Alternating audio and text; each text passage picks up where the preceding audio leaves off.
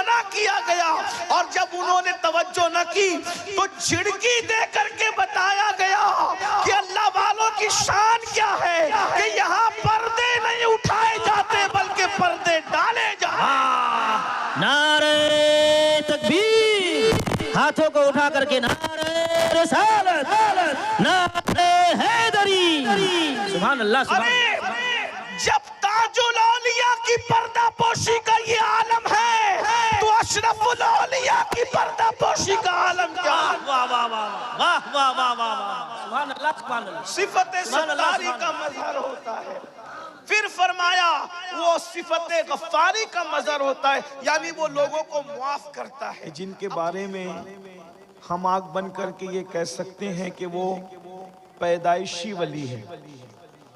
اس کی وجہ یہ ہے کہ مجدد میت ماضیہ امام اہل سنت نے حضور غوث پاک کے لیے یوں عرض کیا کہ جو تیرا طفل ہے کامل ہے یا غوث، جو آپ کا بچہ ہے وہ پیدائشی طور پر کامل ہے، اور لوگوں کو کامل ہونے کے لیے پیدا ہونے کے بعد محنت کرنی پڑتی ہے، لیکن غوث پاک کے گھر میں پیدا ہونے والا بچہ پیدائشی کامل ہوتا ہے، اور وہ حضور غوث پاک خانواد اشرفیہ وہ ہے جہاں غوث اعظم اور غوث العالم یہ دونوں سمندر مرج البحرین کے طور پر یکساں ملتے نظر آتے ہیں، اور اشرف الاولیاء اسی مرج البحرین کے در مکنون ہیں جن کو ہم آنکھ بند کر کے کہہ سکتے ہیں کہ وہ پیدائشی ولی ہیں۔ واہ واہ واہ سبحان اللہ۔ میں اپنی گفتگو کو اب کسی اور طرف لے جانے کی بجائے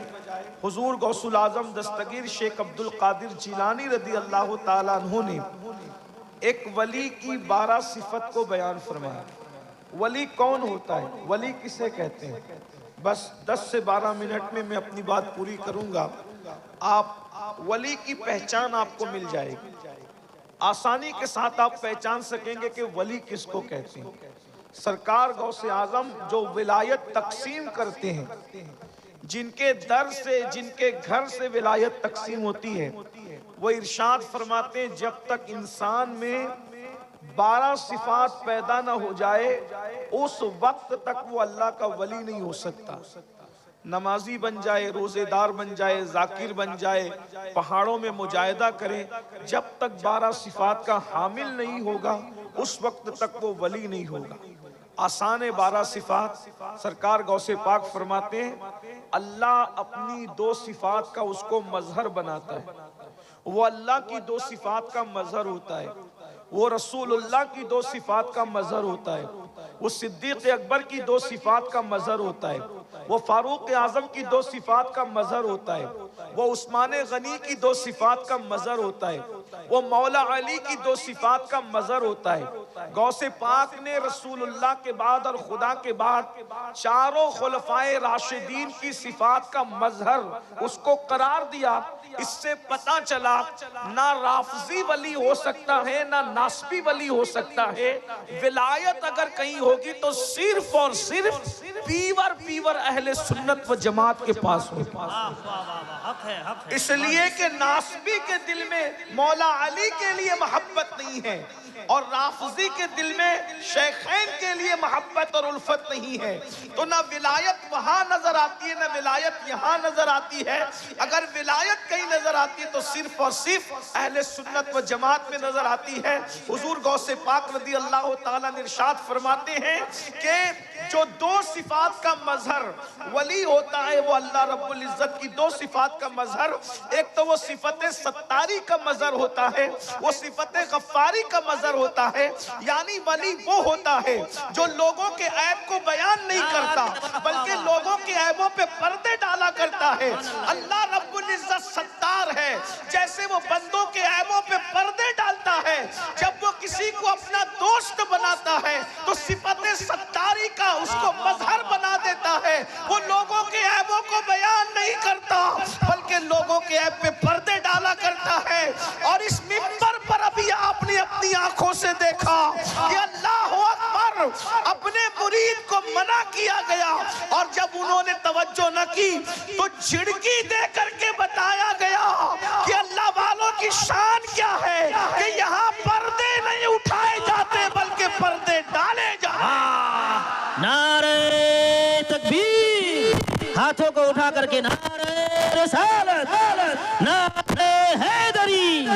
سبحان اللہ سبحان ارے اللہ جب تاج الاولیاء کی پردہ پوشی کا یہ عالم ہے تو اشرف الاولیاء کی پردہ پوشی کا عالم کیا ہے؟ واہ واہ واہ واہ واہ واہ واہ واہ سبحان اللہ سبحان اللہ صفت سبحان اللہ، ستاری سبحان کا مظہر ہوتا ہے.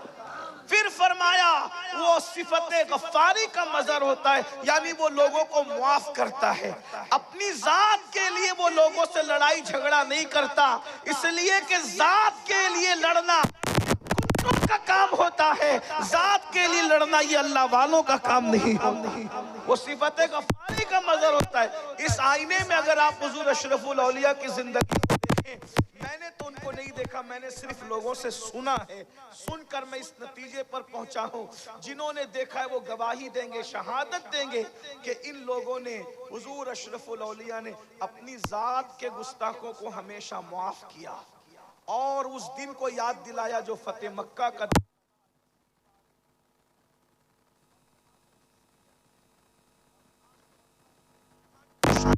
قادریت کا بھی سنگم ہے. چشتیت اس اعتبار سے ہے کہ مخدوم اشرف جہانگیر سمنانی جیسا سلسلہ چشتیہ کا وہ عظیم نمائندہ جس نے سلسلہ چشتیت کو بام عروج تک پہنچایا، اور اسی لیے تو ان کے مرشد کو ان پہ ناز تھا. مرشد اپنے بیٹے کو خدمت سونپتے ہیں کہ تمہیں جنگل سے لکڑیاں لانے جانا ہوگا، اور سارے خلفاء اور مریدین کو ذمہ داریاں سونپتے ہیں. خانقاہ میں جھاڑو لگانا ہوگا، برتنوں کو صاف کرنا ہوگا، لنگر تقسیم کرنا ہوگا، مہمانوں کی خدمت کرنا ہوگا. بیٹے کو بھی کام دیا، سارے مرید اور خلفاء کو کام دیا. لیکن جب میرے مخدوم اشرف سمنہ نے عرض کیا حضور سب کو کام سونپتے ہیں، مجھے بھی کوئی کام سونپ دیجئے، فرمایا ارے سب الگ ہے، اشرف تم الگ ہو، اس لیے کہ جب تم آئے تھے تو تمہارے آنے سے پہلے خضر علیہ السلام نے تمہاری اتنی تعریف کی تھی کہ اب مجھے کوئی کام دینے کے لیے تمہیں حیا آتی ہے کہ میں خضر کو کیا منہ دکھاؤں گا. اگر میں نے تمہیں کوئی کام سونپ دیا، میں تمہیں کوئی فزیکلی ایکٹیویٹی نہیں سونپنا چاہتا.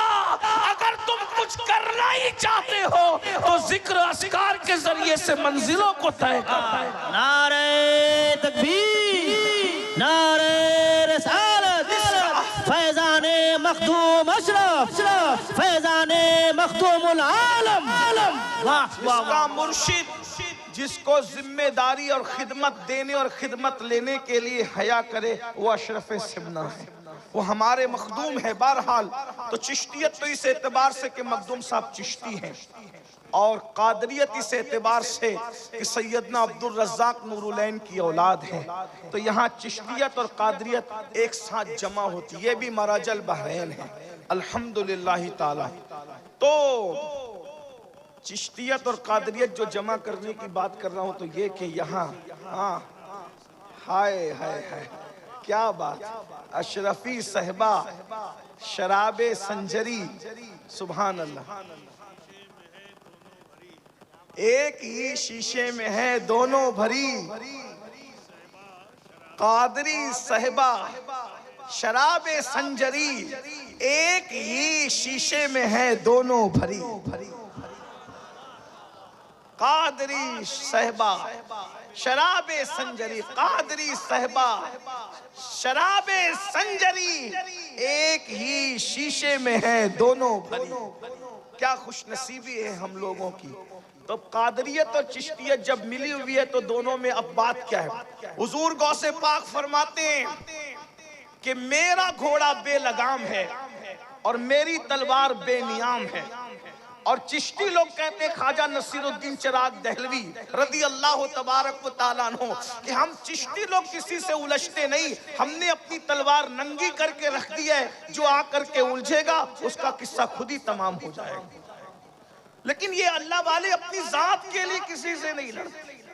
یہ اپنی ذات کے دشمنوں کو معاف کرتے، صفت غفاری کا مظہر ہوتے ہیں، اپنی ذات کے لیے نہیں لڑتے، بلکہ سرکار بابا فرید الدین گنج شکر رضی اللہ تعالیٰ تو یہاں تک فرماتے ہیں کہ بھائی ہم صوفی لوگ ہیں، اللہ والے لوگ ہیں، ہمارے سامنے کینچی کی بات نہ کیا کرو بلکہ سوئی دھاگے کی بات کیا کرو، کیونکہ کینچی ایک کو دو کر دیا کرتی ہے اور سوئی دھاگا ایک کو دو کو ایک کر دیا کرتا ہے۔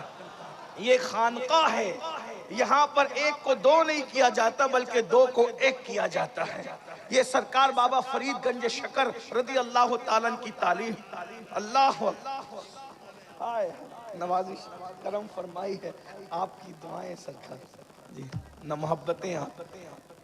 تو ایک بات مجھے یہاں یاد آئی، ذات کے لیے نہ لڑنا اور اللہ کے لیے دشمنی رکھنا، اس کی ایک مثال پیش کرتا ہوں۔ سرکار خواجہ نصیر ملت والدین خواجہ نصیر الدین چراغ دہلوی کی بات یاد آئی۔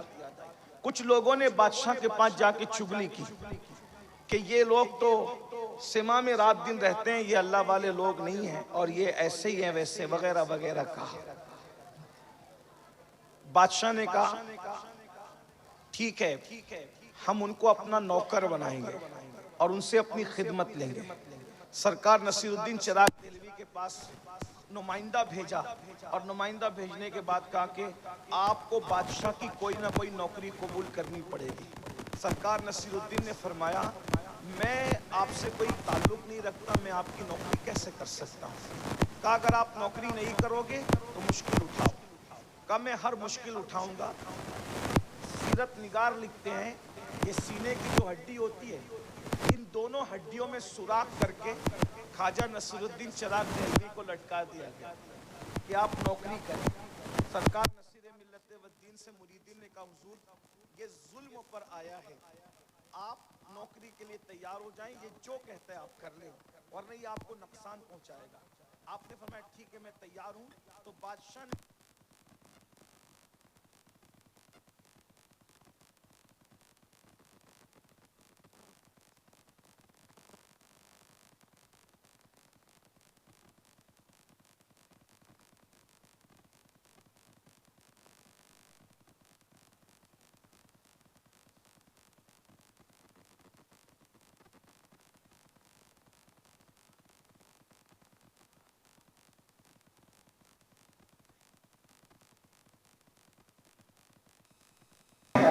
حاسدوں نے اس وقت ہوتی ہے جب سورج اپنی حالت پر ہوتا ہے، اور جب سورج میں تغیر آ جائے وہ ڈوبنے کے قریب ہو جائے پھر وہ مومن کی نہیں بلکہ منافق کی نماز ہوتی ہے۔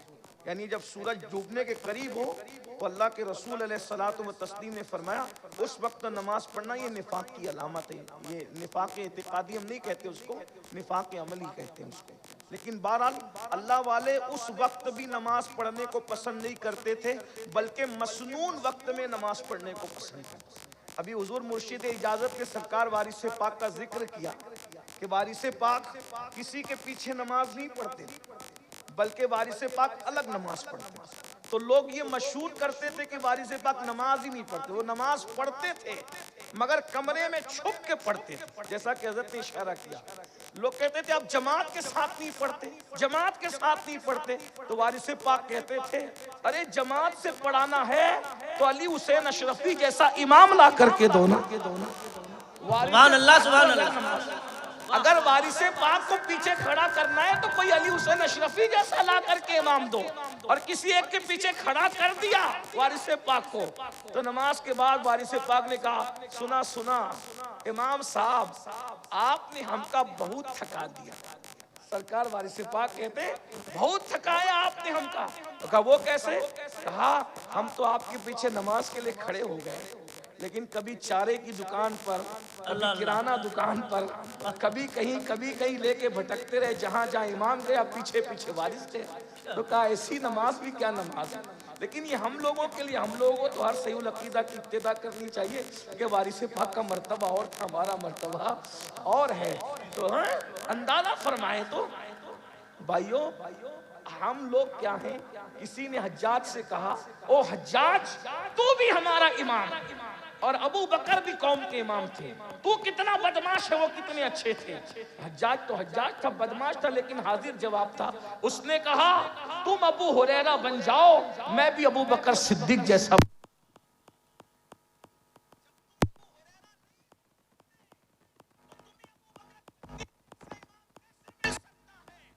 سے پاک نہیں بن سکتے تو ہمیں بھی علی حسین اشرفی میاں جیسا امام نہیں مل سکتا.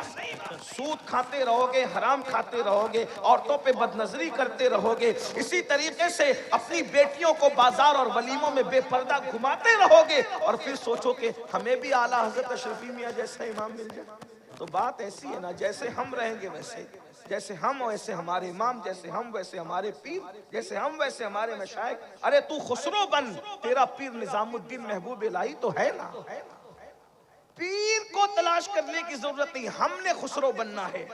اگر تو اشرف سمنا بن جائے تو علاء الحق پنڈوی جیسا پیر ہوگا. کیا بات ہے، واہ واہ واہ. اگر تو اللہ اکبر قطب الدین بن جائے تو تجھے معین الدین غریب نواز جیسا پیر مل جائے گا. لیکن بات تو اتنی ہے نا، اصل کمی ہمارے اندر ہے اور ہم الزام لوگوں پہ رکھتے ہیں. تو میں بات یہ کہہ رہا تھا، کیا بس بات ختم ہی کر دوں. اللہ اکبر. کہ خواجہ نصیر الدین چراغ دہلوی کے ساتھ معاملہ چل رہا تھا، خدمت کر رہے تھے. اتنی دیر سے لائے بادشاہ کو کہ سورج غروب ہونے کے قریب آیا اور نماز، آپ کی آنکھوں میں آنسو آ گئے کہ کیا میں مکروہ وقت میں عصر کی نماز پڑھوں گا. غصہ آیا. اب تک ذاتی دشمنی تھی، نصیر الدین نے ہر تکلیف جھیلی، تکلیف برداشت کی، لیکن جب دین پر بات آئی، نماز ترک ہونے کی بات آئی، نماز قضا ہونے کی بات آئی، مکروہ وقت میں نماز پڑھنے کی بات آئی، تو اس کے بعد کرتا تو پہنایا اور پہناتے ہوئے آنکھ میں آنسو لے کر باندھتے ہوئے کہا، باندھے نصیر کھولے غسال. یہ ولی کی زبان ہے، یہ ولی کی زبان ہے. گفتے اللہ بود گرچہ از حلقوم عبداللہ بود. اس کی بولی گویا کہ خدا کی طرف سے ہوتی ہے. وہ اللہ کا ولی بولتا ہے مگر ولی کی زبان پر خدا کا فرمان جاری ہوتا ہے. کس شان سے کہا، باندھے نصیر کھولے غسال، یعنی نصیر باندھ رہا ہے اور اس کو مرنے کے بعد اب غسل دینے والا غسال کھولے گا.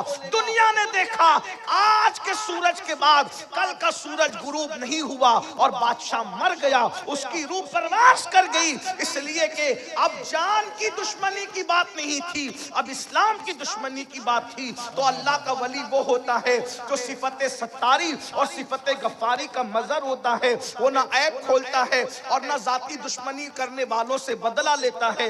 دو صفات اس میں رسول اللہ کی ہوتی ہے. ایک صفت یہ کہ رسول اللہ رفیق ہے امت پر اور شفیق ہے امت پر. تو جو اللہ کا ولی ہوتا ہے وہ رسول اللہ کی امت پر رفیق بھی ہوتا ہے اور شفیق بھی ہوتا ہے. یعنی اس کے اندر چڑچڑا پن نہیں ہوتا، وہ لوگوں کو ڈانٹتا نہیں، وہ لوگوں کو گالیاں نہیں دیتا، وہ لوگوں کو جھڑکتا نہیں، وہ امیر اور غریب میں فرق نہیں کرتا. رسول اللہ کی محفل میں جہاں صدیق اکبر جیسے مالدار کو پہلو میں جگہ ملتی تھی، وہیں پر بلال جیسے غریب کو بھی پہلو میں جگہ ملتی تھی. عثمان غنی جیسے کو پیار ملتا تھا مالدار کو، تو ابو ذر غفاری جیسے غریب کو بھی پیار ملتا تھا. اسی طرح جیسے مصطفیٰ جان رحمت امت پر رفیق و شفیق تھے، جب اللہ کسی کو ولی بناتا ہے تو اس کے اندر بھی رفقت اور شفقت کا انداز پیدا کر دیتا ہے. وہ ماں کی طرح پیار کرتا ہے، وہ شفقت دیتا ہے، وہ محبت کرتا ہے. دو صفات اس میں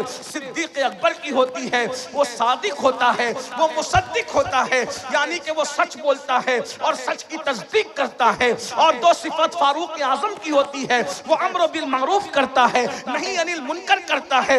امر بالمعروف کا مطلب یہ ہے وہ نیکی کا حکم دیتا ہے اور بری باتوں سے منع کرتا ہے. اس کے سامنے جب کوئی برا کام کیا جائے وہ بے چین ہو جاتا ہے، وہ برائی کو روک دیتا دیتا ہے، امر بالمعروف اور نہی عن المنکر، نیکی کا حکم دینا، بری بات سے منع کرنا، یہ اللہ کے ولی کی پہچان ہے۔ دو صفات اس میں عثمان غنی کی ہوتی ہے، ایک تو وہ دین کو سخاوت کرتا ہے اور رات کو عبادت کرتا ہے۔ اس کا مطلب یہ ہے کہ ولی لوٹنے والا نہیں ہوتا بلکہ ولی لٹانے والا ہوتا ہے۔ ہم نے ہر ولی کو لوٹتے نہیں بلکہ لٹاتے دیکھا ہے۔ ارے زمین کے اوپر رہتے ہیں تو بھی ان کے نام پر لوگ پلتے ہیں، اور زمین کے اندر چلے جاتے ہیں تو بھی ان کے لنگر پر ہزاروں کا گزارا ہوتا نظر آتا ہے۔ عثمان غنی کی دو صفات ہوتی ہے کہ وہ دن کا سخی ہوتا ہے، رات کا عابد ہوتا ہے، اور دو صفات اس میں مولا علی کی ہوتی ہے، وہ یہ کہ وہ جاہل نہیں ہوتا بلکہ وہ عالم ہوتا ہے، اور وہ بہادر اور شجاع ہوتا ہے۔ مولا علی کیسے بہادر تھے؟ کبھی دیوار ہلتی ہے، کبھی در کانپ جاتا ہے، علی کا نام سن کر اب بھی خیبر کانپ جاتا ہے۔ پوری زندگی کبھی علی کے سپر کو کوئی گرا نہ سکا، لیکن مرحب نے ایسا وار کیا کہ مولا علی کی سپر گرا دی۔ ایک دن علی کی سپر گر گئی، علی نے سزا کیا دی کہ اس کے خیبر کے دروازے کو توڑ کر اپنی سپر بنا کر کے بتایا، علی سے سپر چھینو گے تو تمہارا دروازہ توڑ کر کے سپر بنائی جائے گی۔ اور اس کے بعد جب اکھاڑ کر کے پھینک دیا، 70 لوگ مل کر بھی اٹھا نہ سکے۔ واہ واہ واہ واہ واہ واہ واہ۔ فرمایا دو صفات اس میں مولا علی کی ہوتی ہے، وہ بہادر ہوتا ہے اور وہ عالم ہوتا ہے۔ اب یہ 12 صفات اگر آپ کو کسی میں دیکھنا ہے تو دل دماغ کے دریچوں کو کھول کر ماضی کے جھروکے میں جھانک کر دیکھو تو آپ کو اشرف الاولیاء کی تصویر ابھرتی ہوئی نظر آئے گی۔ السلام علیکم ورحمۃ اللہ۔